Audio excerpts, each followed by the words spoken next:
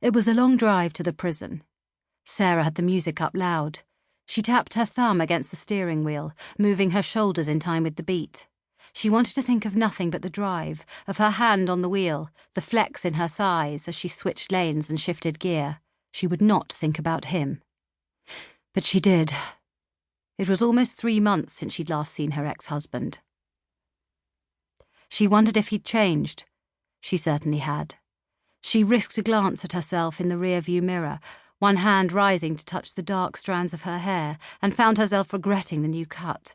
She'd been planning this visit for weeks. She'd wanted to show him that she was managing fine without him, that he no longer had any hold over her.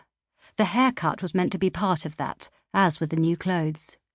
Now she found that she wanted the changes she'd made to be a secret, hers and hers alone. She should just turn around and go home. There was nothing to stop her. She didn't have to go and see him. But she kept driving. She had to face him one last time. She needed confirmation that she'd done the right thing, something to push away the doubts that crept in sometimes when she had yet another row with their daughter Cass, or when she lay awake in the early hours of the morning as her mind refused to stop replaying memories she would rather forget. She flicked the indicator and took the slip road, easing off the accelerator and rolling up to the lights at the top of the slope. She waited for the red to turn green, then set off again, peripherally aware that 4 other cars were following her, a sorry train of women going to visit their men. She followed the white markings that led the way to the prison.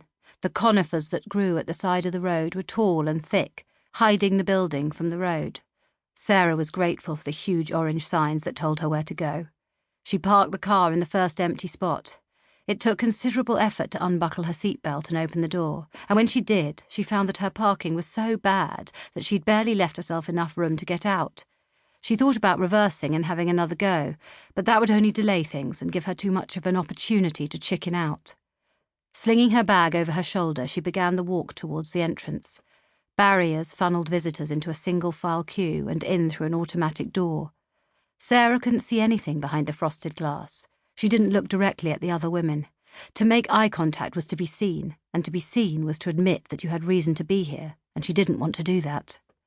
Ahead of her, a woman in a green blouse was waved through, and Sarah stepped forward to take her place.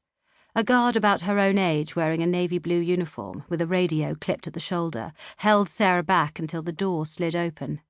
Once inside, it quickly became obvious what she was expected to do.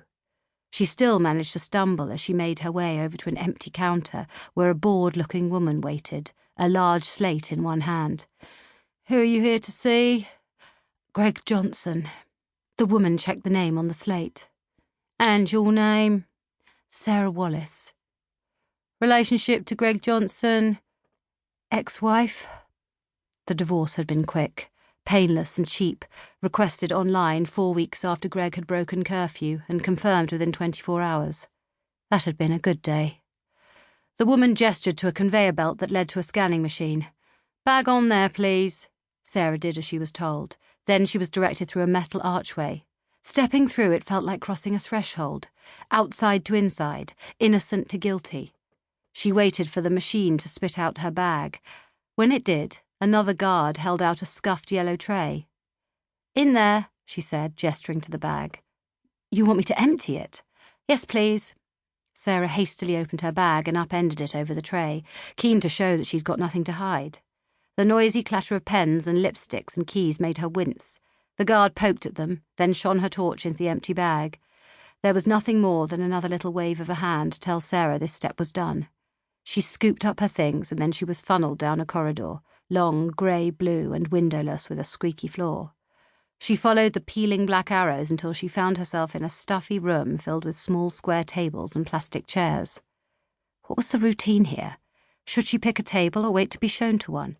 She took a couple of steps forward and her heart started to thump loudly in her ears, and the air seemed suddenly heavy and the walls too close, because he was there.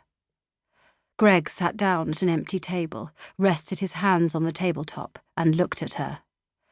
Her lips parted, and her tongue, which had been a normal size only moments before, felt too big for her mouth.